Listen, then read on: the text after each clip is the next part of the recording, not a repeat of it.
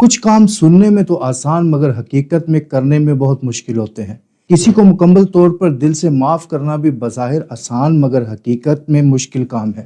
جیسے معاف کرنا مشکل ہے ویسے ہی اپنی غلطی مان کر معافی مانگنا بھی آسان نہیں۔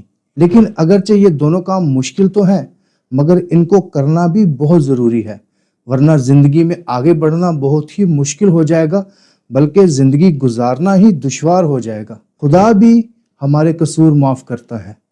خداوند یسوع مسیح نے ہمارے گناہوں کی معافی کے لیے صلیب پر اپنی جان دی تاکہ ہم نجات پائیں۔ خدا چاہتا ہے کہ جیسے اس نے ہمارے گناہ معاف کیے ہیں ہم بھی ایک دوسرے کے قصور معاف کریں۔ افسیوں 4 باب کی 32 آیت میں لکھا ہے، اور ایک دوسرے پر مہربان اور نرم دل، اور جس طرح خدا نے مسیح میں تمہارے قصور معاف کیے ہیں تم بھی ایک دوسرے کے قصور معاف کرو۔ متی رسول کی معرفت لکھی گئی انجیل 6 باب کی 14 آیت میں لکھا ہے، اس لیے کہ اگر تم آدمیوں کے قصور معاف کرو گے تو تمہارا آسمانی باپ بھی تم کو معاف کرے گا، اور اگر تم آدمیوں کے قصور معاف نہ کرو گے تو تمہارا باپ بھی تمہارے قصور معاف نہ کرے گا۔ خدا نے ہمارا ایک دوسرے کو معاف کرنا منسلک کر دیا ہے اس بات کے ساتھ کہ وہ بھی ہمارے گناہ معاف کرے۔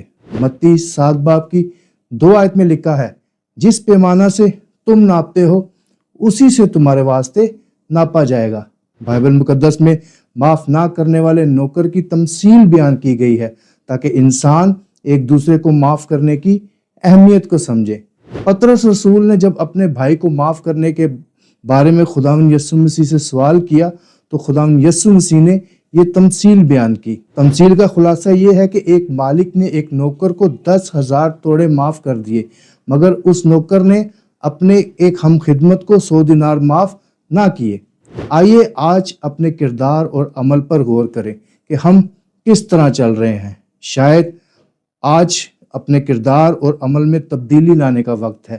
جب تک ہم دوسروں کو معاف نہیں کریں گے خدا بھی ہمارے قصور معاف نہیں کرے گا۔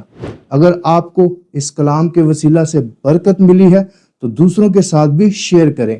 آپ کا ایک شیئر کسی کی زندگی کو تبدیل کر سکتا ہے۔ ویڈیو کو لائک کریں اور چینل کو فالو کریں تاکہ بابرکت کلام کی ویڈیو بر وقت آپ تک پہنچ جائے۔ خداوند خدا آپ کو برکت دے اور مسیح کی سلامتی ہمیشہ آپ کے ساتھ ہو۔ آمین۔